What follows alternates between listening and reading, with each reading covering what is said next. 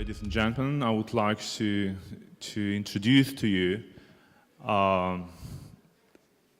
members of the panel, which is going to be devoted on very intriguing question: how Putin's Russia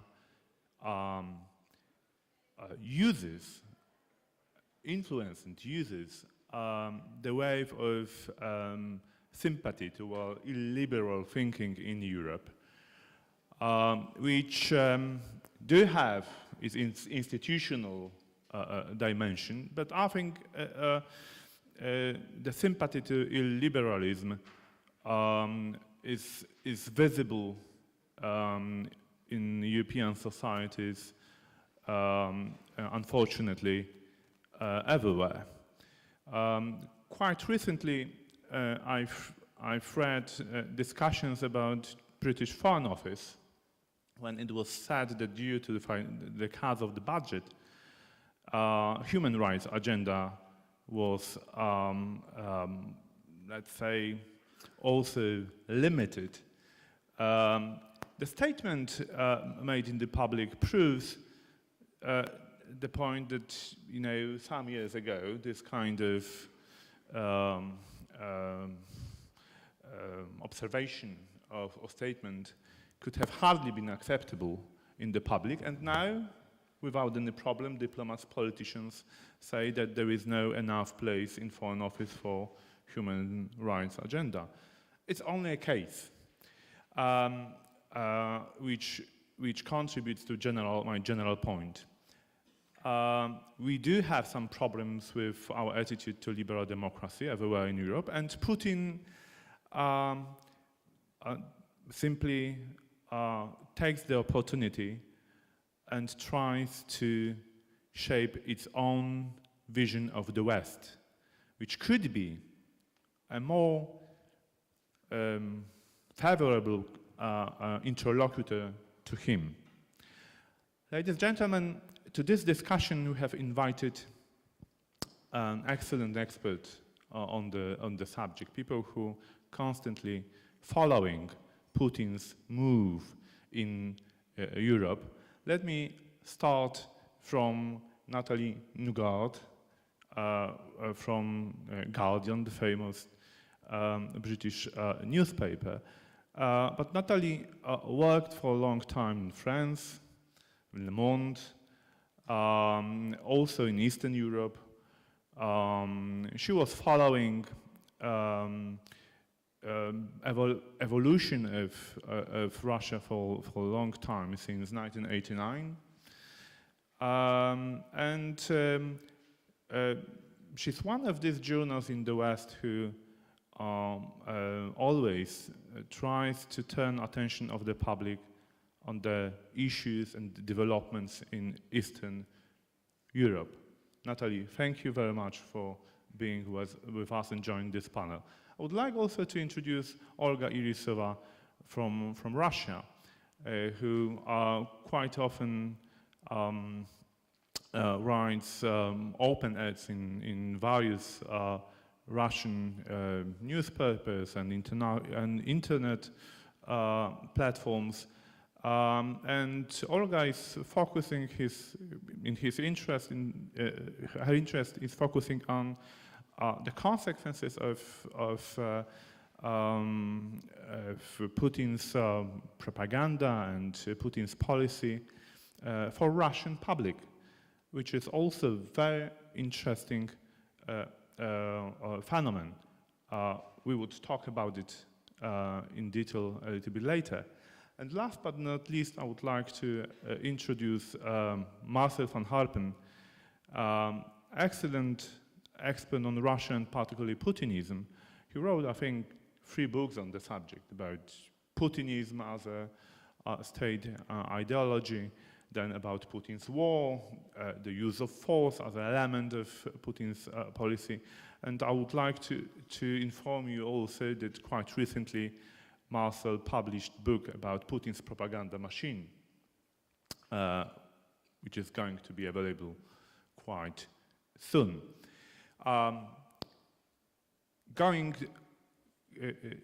moving to the subject of our discussion, I would like to make it quite as interactive as only possible.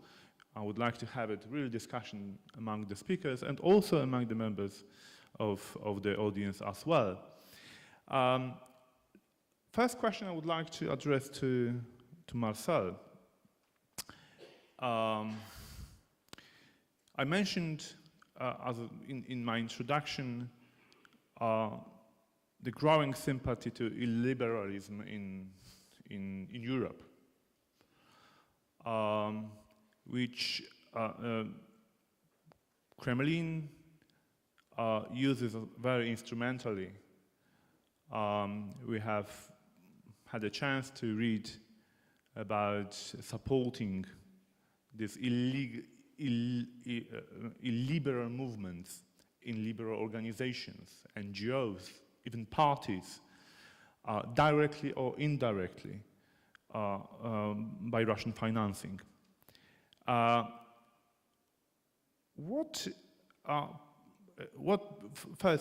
first question to you is, why it is so dangerous for Europe? Because one may say that these movements, these parties are quite marginal, or has been quite marginal for a long time. Why we should pay attention into it? And by what means Kremlin is doing that? Marcel, the floor is yours.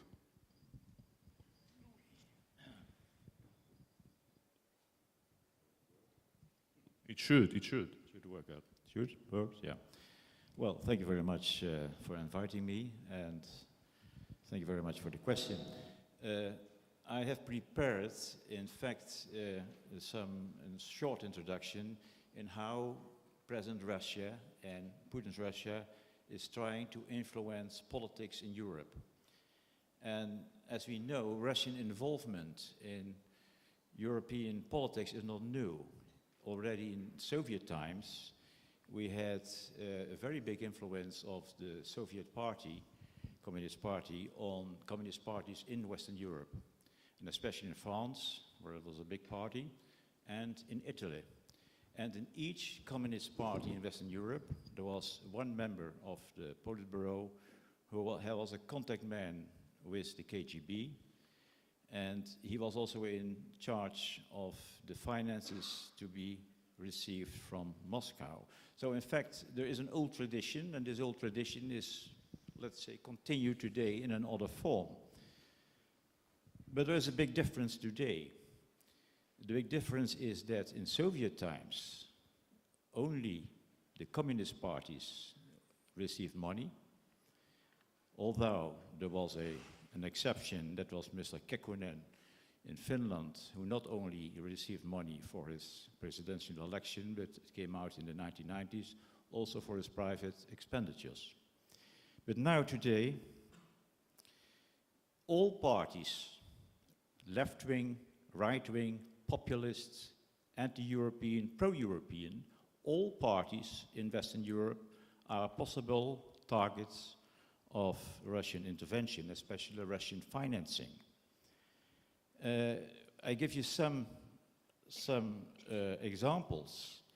In Estonia, there was the center party of Edgar Savisaar, who is also the mayor of Tallinn, the Reform Party, who asked 1.5 million euros for his party and 1.5 million euros for the building of an Orthodox church in Tallinn.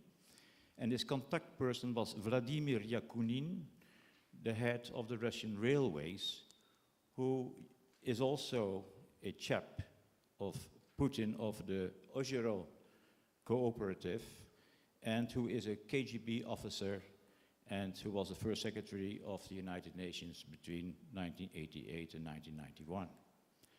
We have the other case in Lithuania of President Paksas, who accepted $400,000 from Russia and who was removed from office. especially these cases we can see in the former Soviet bloc. The Czech Republic, of course, we have President Václav Klaus, who opposed the Lisbon Treaty. Moscow was very happy with that. And he was the man who in the 1990s did not want to have oil and gas from Norway, but from Lukoil, from Russia. And Lukoil paid the translation of his anti-global warming book in Russian. Now we have in the Czech Republic Mr. Zeman of the Party of Civil Rights. In his presidential campaign in 2013, he got money from Russian lobbyists and especially from Lukoil. And it is not a coincidence that the Lukoil promoter in the Czech Republic with the name Miroslav Sluf is the right hand of the President Zeman. The same President Zeman, in September 14, at the NATO summit in Wales, he voted against the sanctions against Russia because he saw not yet any proof of a Russian involvement in Ukraine. But this is Eastern Europe. We have also Western Europe. In France, we know all the case of the Front National, who had a loan of 9 million, and according to other sources, 40 million from the first Czech-Russian bank in Russia.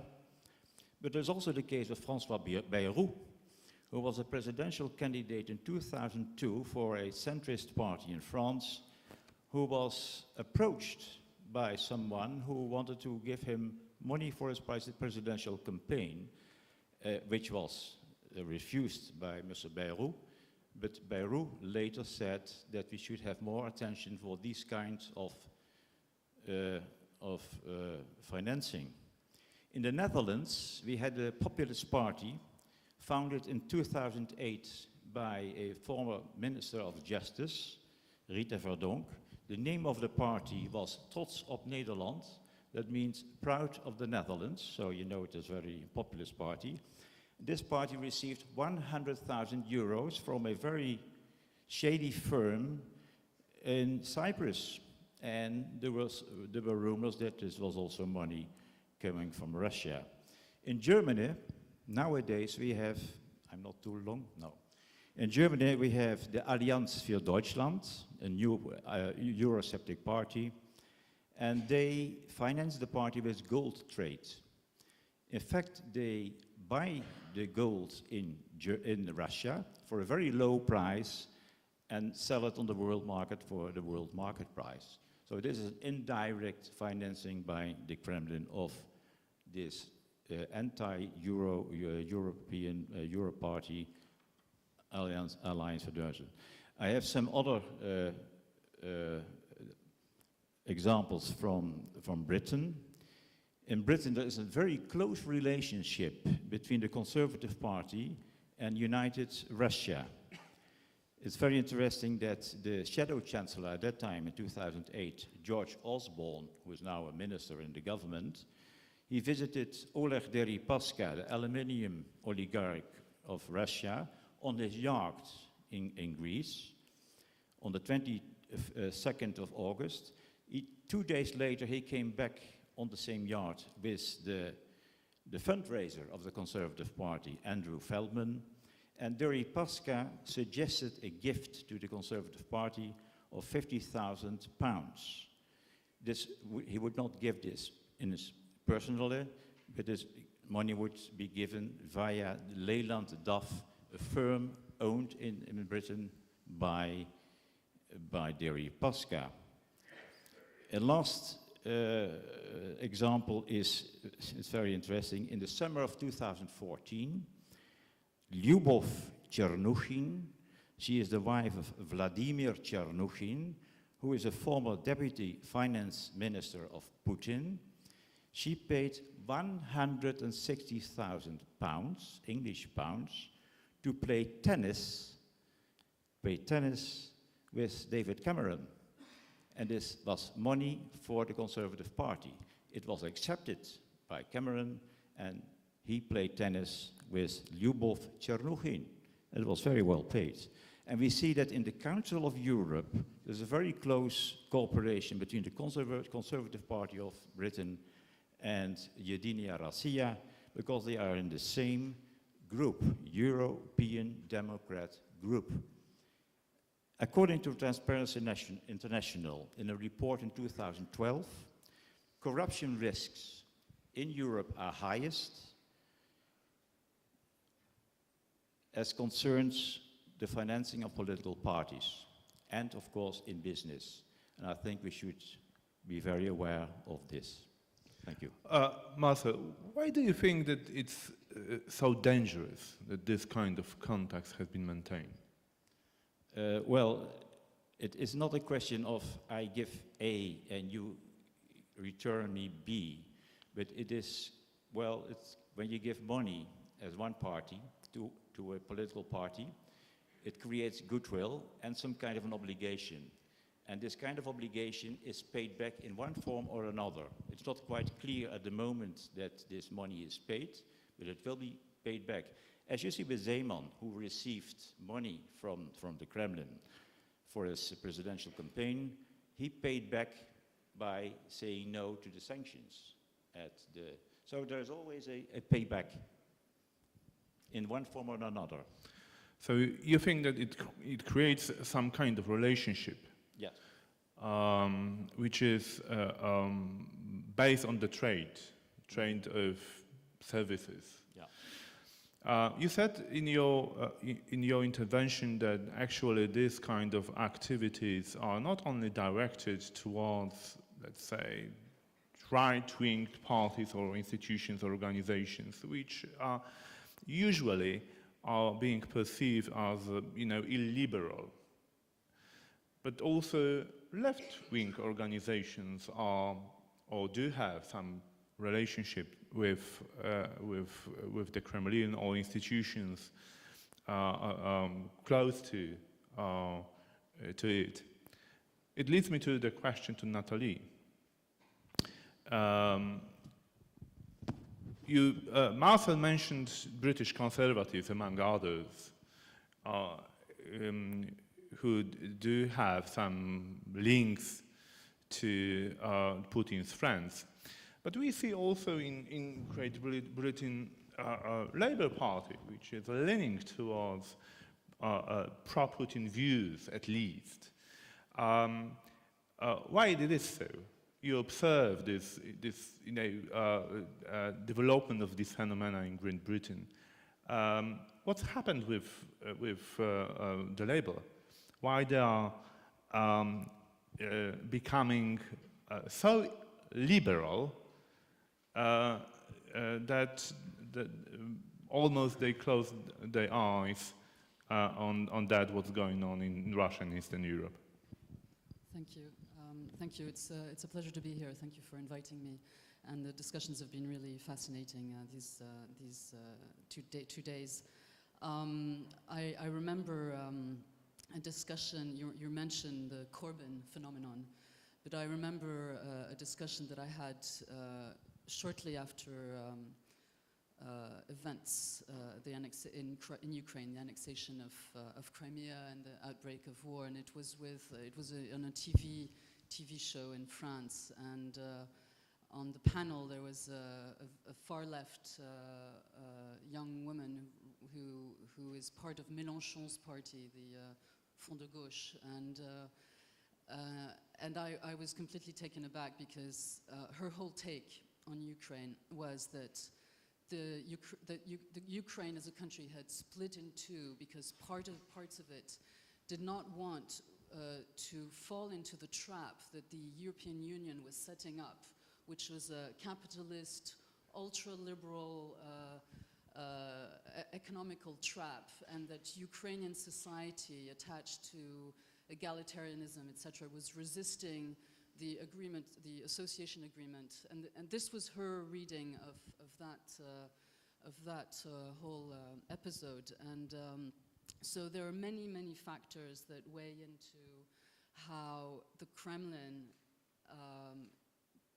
I prefer to talk about the Kremlin than Russia because I do believe there's a Russian civil society that we must never take our eyes off, and that will ultimately have more of a voice one day. But there are many ways the Kremlin tries to weigh in and tries to find allies, indeed, in Europe. And some of this has to do not just with money connections. Of course, those are used. But it has to do also with these spaces of ideological convergence. And a lot of it has to do with the existence in Europe of anti-Western sentiment, which is not completely new, but I think there's something about the doubts that we have in our own Western liberal democratic models that is homegrown in a way, and that the Kremlin is exploiting. The tricky thing about the way I saw the labeling of the discussion is illiberalism, the rise of illiberalism, and Russian influence on EU politics. And of course, the question of money is the aspect that underpins this whole debate. But we actually face a complex situation, right? Because you cannot say that all illiberalism in Europe is connected to the Kremlin factor. You know, I mean, far-right parties pre-existed Putin, and certainly in my country, in France. And you cannot say either that the Kremlin's influence goes only through financial channels. You know, as I tried to point out, there are people who agree with some of what the Putin system says, or are ready to engage with it without having without having been bought up, basically. And the other aspect is that there are groups in Europe, as I started saying, that will be tempted to agree or side with some of the messages that come out of Moscow, and yet cannot be labeled. These groups cannot be labeled illiberal, and there we're talking about some of the far left, to put it, simply, new movements, groups like Podemos or Syriza, some of the far left in France, and edges of the left-wing edges of the Socialist Party, and indeed the Corbyn phenomenon in the UK, which I think is, should to some extent be seen realistically. I mean, Corbyn is a strange bird. He's strongly into anti-Western sentiment, very strongly rooted in anti-US analysis. He will be tempted to hold the United States responsible for so many issues. Having said that, the Labour Party did a major turn, in a way, not a turn, but a clarification after Corbyn took the leadership, which is that it will be campaigning for Britain to stay within the European Union. And this is actually fundamental, and I think Corbyn's arm had to be, bent internally within the Labour Party for this message to be sent out. But it is essential, and it shows that some of the hopes, probably, that may have been born in the Kremlin, that it would find in the UK the main opposition party siding with an anti-EU message. Those hopes have clearly hit an obstacle. We're talking about the money issue, and of course, as Marcel said, and again coming from France, there was this shock a year ago, roughly, when it was revealed that the National Front had indeed this connection with the I think it's called the First Russian Czech Bank, giving it quite important loans, and this was recognized, admitted by Marine Le Pen, and this points to the absolute necessity of constantly exposing, and this points to how media organizations, but also civil society organizations, must be working towards exposing this money trail that exists. And it's not quite so easy to do, because there are offshore systems. There are many So I think this is something that we need to work on, and I would love one day to see a map of Europe with that money trail, you know, detailed and shown. One comment on that is that you know, as I represent a media organization, and we know about this so-called phenomenon of whistleblowers, you know, WikiLeaks, etc. And you could have hoped that at some point such organizations would expose, because they, you know, they make a speciality, or they specialize in publicizing documents that are secret or that have been dug up here and there.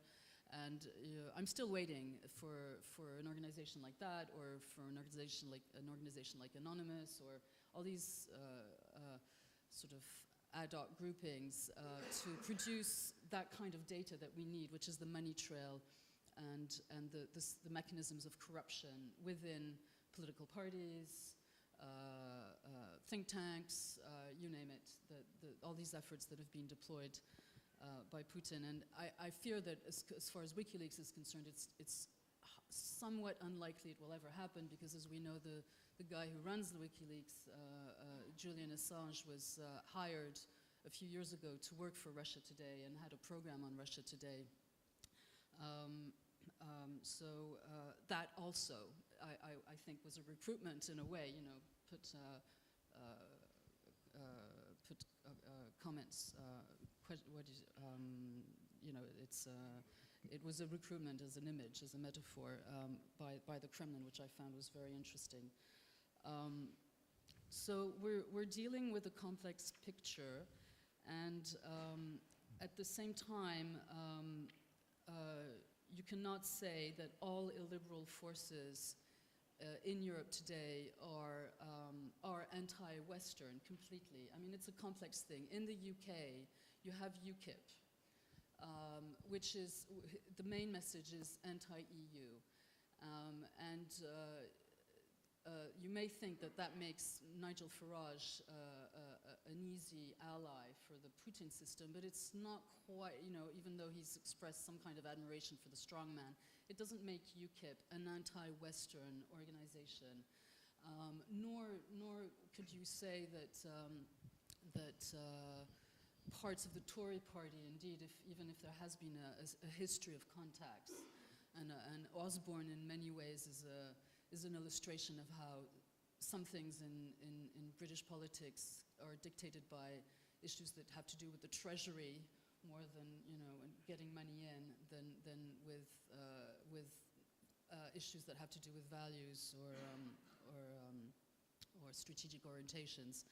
But it's not because these contacts have happened, it's not because Cameron has played tennis with somebody, or that Osborne has been on somebody's yacht, that the UK as such, run by these people, is detaching itself from, you know, defending Western positions. I think that has to be said. And yesterday, going back to the question of RT,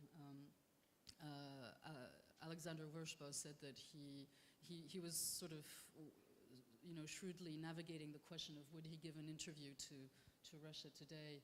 And if I understood correctly, he wouldn't refuse to, but he didn't think it was likely that he would get on any program. And that points to the question of, you know, how do we deal with this propaganda machine? Do we boycott it? Do we try to ban organizations like RT? And those are tricky things, you know, because you will get pro-Putin, pro-Kremlin people saying, well, Fox News is a propaganda organization, you know, in its own way. And so, you know, where do you draw the line on what do you ban or what do you boycott? And I think that propaganda is a little bit, sometimes it's like pornography. It's hard to define, but when you see it, you know what it is. As a journalist, I think that the message has to be sent out, and I'm not the first person to send it out, that journalists who want to do journalism should boycott RT. They should not let themselves get hired by RT. I think that's the kind of message that needs to be thrown out there in journalism courses and you know, just the very beginning of any career. I'll stop there. Yes, I would like to ask you one short question. Don't you think that you know, Kremlin-related guy playing tennis with the Cameron, it's not a direct threat. It's not dangerous because, you know, it builds a kind of the relationship between, you know, Kremlin and number 10 office. But because it's a kind of the showcase which could be presented both to the Russians and to the West, that actually we can do everything what we want. We can bribe all people we want, and actually we are all mindful. And this kind of message resonates very well with other propaganda means. Don't you think so? Yes, any occasion will be exploited by the Kremlin's propaganda machine, which is, you know, evolved and has tried to put a very professional face on itself, combining new technologies with KGB methods. You know, if I sum it up that way. But I think one of the dangers is that how you have these far right parties, which we know, you know, Marine Le Pen has an old history of contacts with Putin's entourage. You have this very anti-EU message coming out of that group, the Front National. If Marine Le Pen one day, God forbid, ever gets close to power, you can anticipate that she will be saying France needs to pull out of NATO, France needs to pull out of the euro. It will be, this is a message I don't think she will change, transform. It is something that will stay there. But the main danger is how because of the political context in a country like France, you have mainstream parties. And here I'm pointing to Les Républicains, the main right-wing party run by Sarkozy. You have mainstream parties desperately trying to catch up with voters who are tempted by the Front National. And the way they try to do that is to copy some of the messages coming out of the Front National. And so you have this incredible spectacle, I mean, you know, a scene of Nicolas Sarkozy, who was once labeled the American, you know, saying publicly that Russia was completely entitled to annex Crimea, and you have, and traveling to Moscow, meeting with Putin, as we saw recently, and you have, as happened a few months ago, a delegation of 10 French members of parliament from the Les Républicains, Sarkozy's party, also traveling to Moscow and approving most of.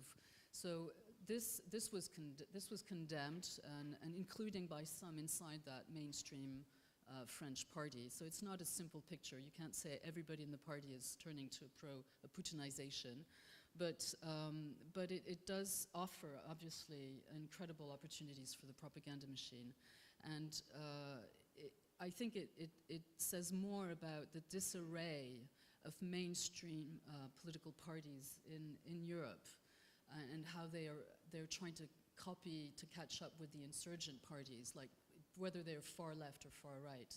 It says more about their disarray than it actually says about anything about the bottom line of public opinion in France. I mean, Putin is trying to buy a lot of people and a lot of institutions and organizations, but you don't exactly buy love these days. You look at the ratings of Putin's Russia in French public opinion or in many other European countries, they are very low. I mean, Russia's image in Europe has possibly never been as low as it is. In France, I think a Pew Research analysis said that, this summer said that 70% of French people have a negative image of Putin's Russia. I think in Poland it was 80% or something like that. So we shouldn't exaggerate the influence and the impact of this propaganda effort.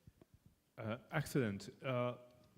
Your intervention, Natalie, leads me to Russia itself.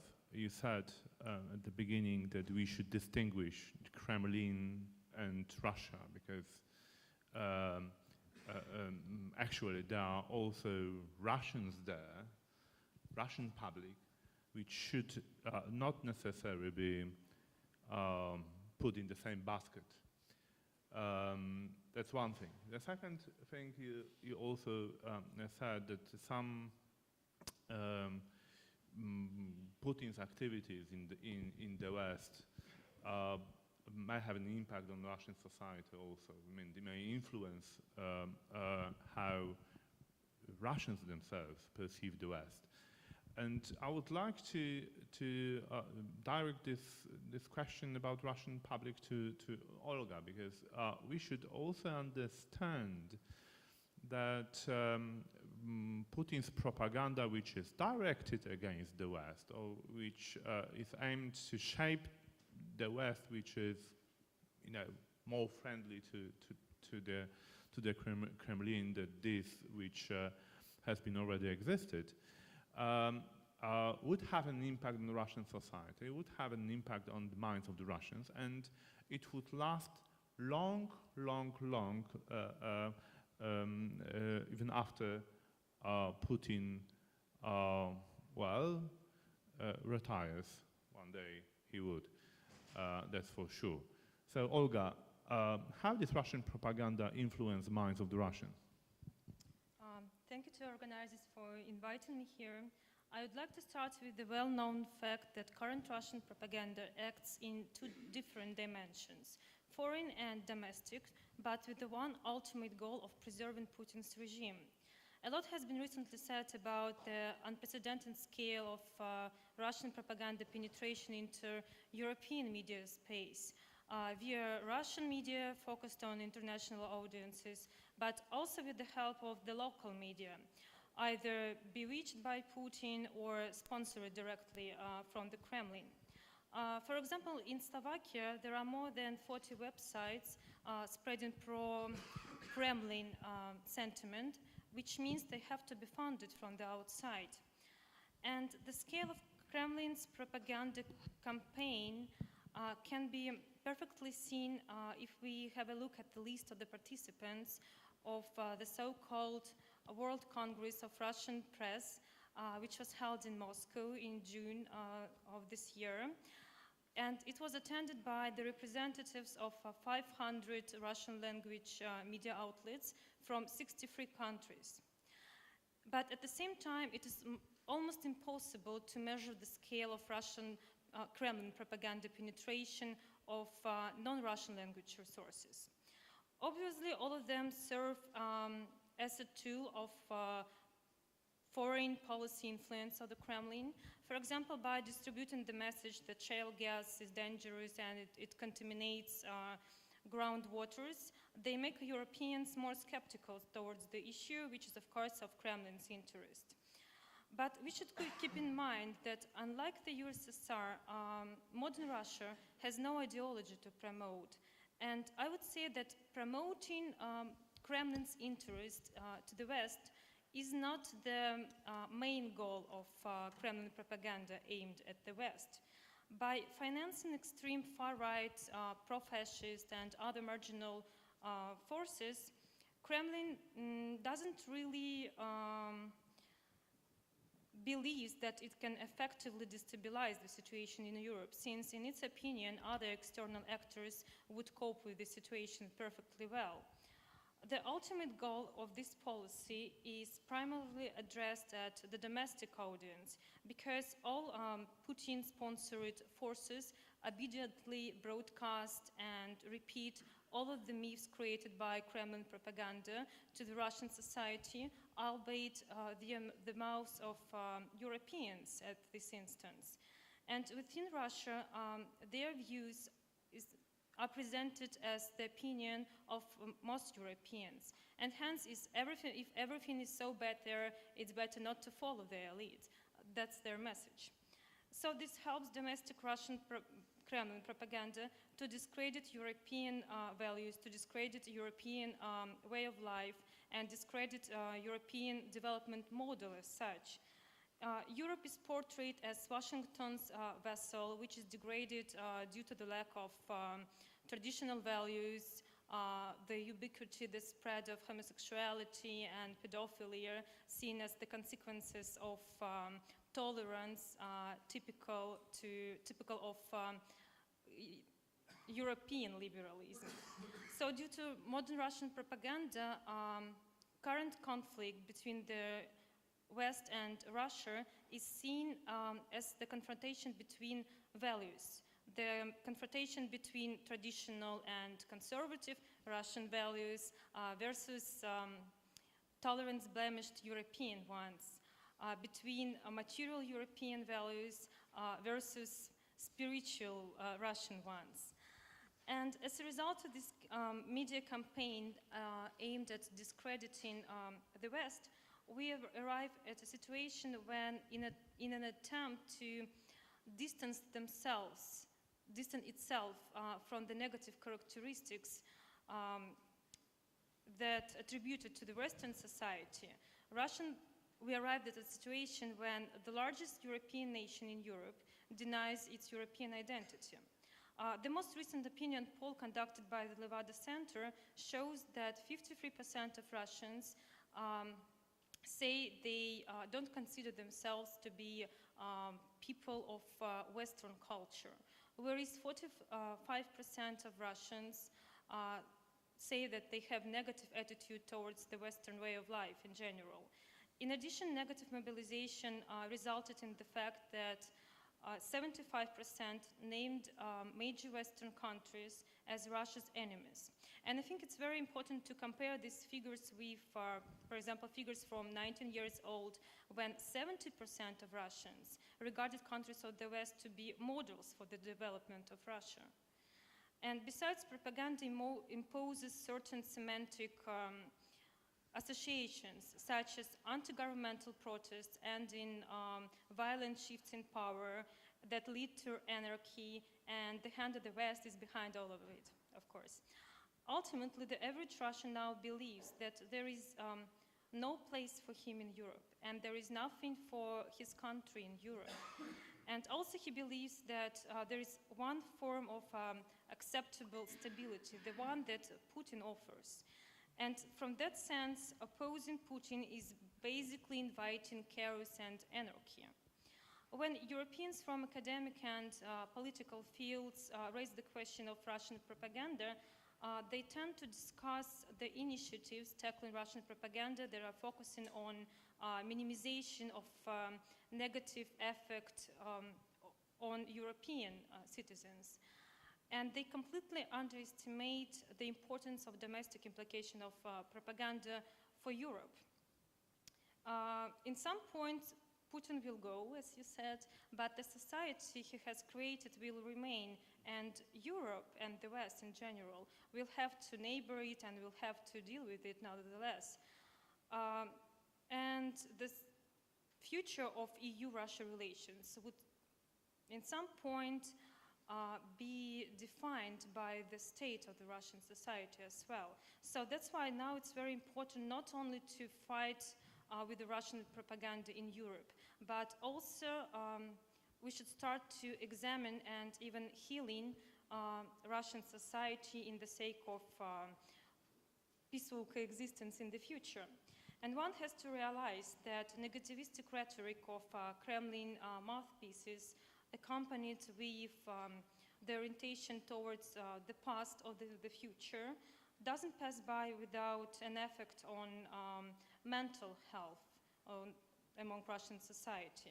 Phobias, liberalophobia, Americanophobia, homophobia, which tops the list,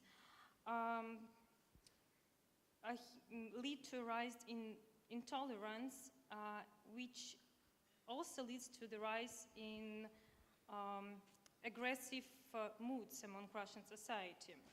Phobias blossomed here because they were inherited by modern Russia from the Soviet Union, since no large-scale desovietization has ever taken place. And the increase in aggressive moods inevitably leads to the increase in the number of crimes committed, which is actually confirmed by the official statistics of the Ministry of the Interior. Thus, in the period between January and September 2015, more than 1.5 million crimes were recorded in Russia, almost 70% increase.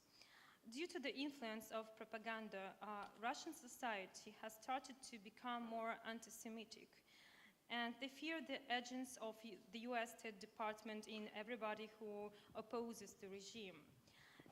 And in fact, there are no acceptable criticism, no acceptable critics of the regime for the vast majority of Russians, because most of critics are viewed, portrayed in state media, state-controlled media, as traitors of the homeland and the enemies of the state. In fact, that the current situation is not stable. The atmosphere of intolerance is likely to deteriorate in the nearest future, and we should bear in mind this fact. Economic crisis is here to stay in Russia for the long term, and its consequences are only now beginning to be fully felt, which means that in the nearest future we will see the rise of dissatisfaction with life among Russian society. And this mood's mixed with, just 2 minutes, 1 minute. This mood's mixed with aggression towards the otherwise minded, the West, with anything that may pose the threat to the regime, when they stalked by the media. They have the potential to turn into violence and social unrest. And it turns out that methods of current Kremlin propaganda, they are bound to lead to the even greater radicalization of Russian society in the future, which makes the perspectives of Russia-West peaceful coexistence in the future even more cloudy. And Europe has to realize that fundamentally it is equally interested in democratic and strong Russia as Russia is interested in stable and strong Europe. I mean, not Russia with its kleptocratic regime, but the Russia where, despite the old propaganda they are lambasted with, still 45% of Russians consider Western democracy to be indispensable to its development. Hence, it is vital today to expand every effort to ensure that Russia has a European door open so the Europe can be preserved in Russia. And one day when Russian society will once again have a chance to start from a clean slate, Europe should help it to get through the long, painful, and very difficult process of deputinization, but also of the process to finally accomplish the process of desovietization. Thank you. Thank you very much. I'm going to open the floor for the questions to the panelists. Please be as brief as only possible, as I want to have more than 1 or 3 questions. And please introduce yourself. Thank you very much. I'm Tomasz Chłoń from the Ministry of Foreign Affairs in Poland. And thank you very much for your insights. If I could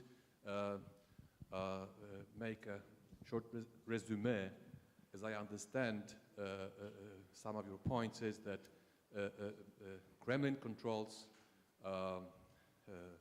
media in Russia, therefore he enjoys a great deal of support in Russia. Kremlin is ineffective in the West, and as you indicated in the Pew research, the effectiveness is measured as indeed very low.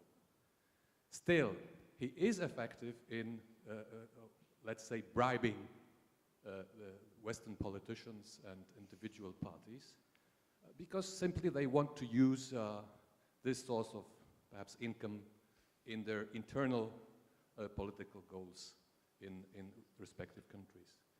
What we can do, how we can defend ourselves against the last one.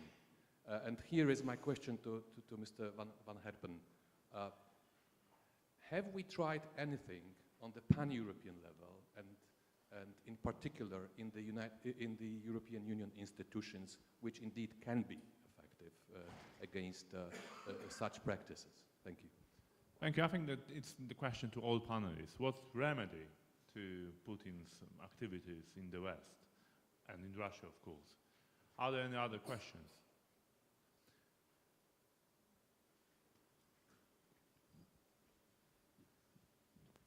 Yuri Schneider from Prague. Thank you, especially Natalie, for her point that we cannot reduce this just to money trail, but there is this value battle, which if we reduce it to the money trail, we just accept that we can be bribed, and that's it. There are no values. And I think it would be wrong. So, I mean, both is important, money trail, but also ideological alliances. So my question goes, how should we address our internal debate? You claimed that it's possible to be illiberal and not to be against West.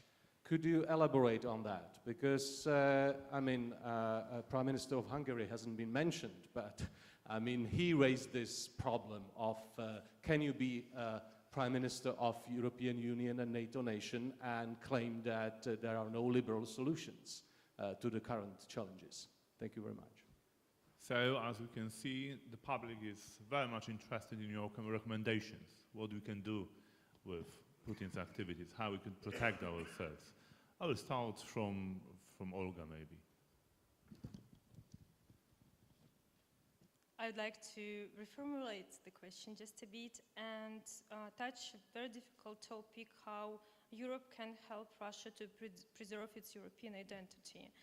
And first of all, it is crucial to create and maintain direct communication channels with the Russian society by supporting still existing free media in Russia, by creating, launching new platforms for dialogue, by launching new Russian language platforms, media in Europe that will be able to deliver the necessary message to the most educated and active segment of Russian society.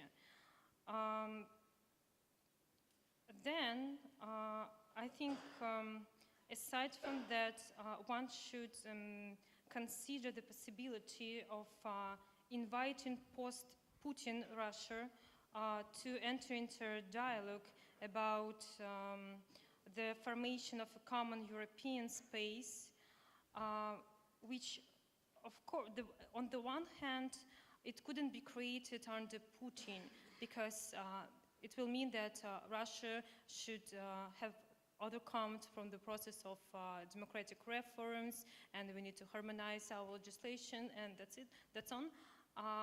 But on the other hand, it will be a message for Russian society that the European future still can be, they still can have a European future. And third, as Professor Władysław Inozemtsev recently pointed out, the visa-free regime for Russian tourists in the future could also become a powerful blow against anti-Western hysteria, against anti-Western rhetoric. And as practice shows, those Russians who have experienced traveling abroad or who know some foreign languages, they tend to be more skeptical of Kremlin propaganda. Thank you very much. So we should rather think in proactive way in terms of Russia, not only focusing ourselves on counter-propaganda measures, but we should rather ask ourselves what we could do for the Russians, because Russians themselves could cure themselves best in terms of these, you know, propaganda diseases or propaganda injections. Natalie, what's your take? What we should do? On illiberal groups that don't qualify as anti-Western or anti-US to say it. I mentioned UKIP. I think UKIP cannot be described as an anti-American but it does qualify as illiberal in my mind because of its xenophobia. Essentially, the xenophobia carries Geert Wilders, but Marcel will be better than me on this, I'm sure. But I think Geert Wilders, who is the representative, the leader of an illiberal group that qualifies as such, again for the xenophobia that it carries, cannot qualify as an anti-Western political organization. And in Denmark, the Danish Democrats, which are populists, also can't qualify. So it's maybe these are specific cases, but it's just they highlight the complexity of what we're dealing with. In terms of what we can do, and this actually is connected to your question, is I think it's important to be precise actually in how we analyze situations, and here I think the question of how Europe is dealing with the question of immigration and the whole refugee crisis is going to be crucial. I think if there's one thing that we should get right, and it's going to be difficult, and it is difficult, if there's one thing we need to get right, it's our internal European debate on how to deal with this refugee and migrant crisis, which I think is perhaps only starting. And because if we don't get this right, and it's not surprising that we're having difficulties dealing with this, if we don't get this right, this will be the single most important success and present handed to Putin's Russia as it has strategically for years now tried to play on European divisions and European difficulties in defending our own model and our own, and in having confidence in our own values. So I think the question of how we relate as Europeans to immigration, to and avoiding to conflate the notion of Islamic fundamentalism with immigration systematically. I think this is a complex thing. Anti-Muslim sentiment in Europe is a great present for Putin, because his own regime from the very beginning has played on this sentiment as well. Just to tell you how this needs to be addressed and discussed, I think, more. In 2005, a very well-known French academic, Hélène Carrère-Dancos, this was 2005, and she was in Moscow and she gave an interview to Izvestia. And I was at the time a correspondent in Russia, and there had been riots in Paris. Remember 10 years ago, those very violent riots in Paris suburbs. Youths, second-generation immigration, had rioted because there had been an incident with the police, etc. And this was quite traumatic. And the scenes that we all saw on, international TV screens were quite violent, like literally, fires, cars being set on fire. Hélène Carrère-Dancos gave an interview to Izvestia where she literally said that this should be put in parallel with what the problems Russia was having in Chechnya. This is more or less what her take was. That Muslim communities have, literally, in substance, this is what she said. Muslim communities have too many children in France, as in the Caucasus, and they can't control their children, and this is what we have to deal with.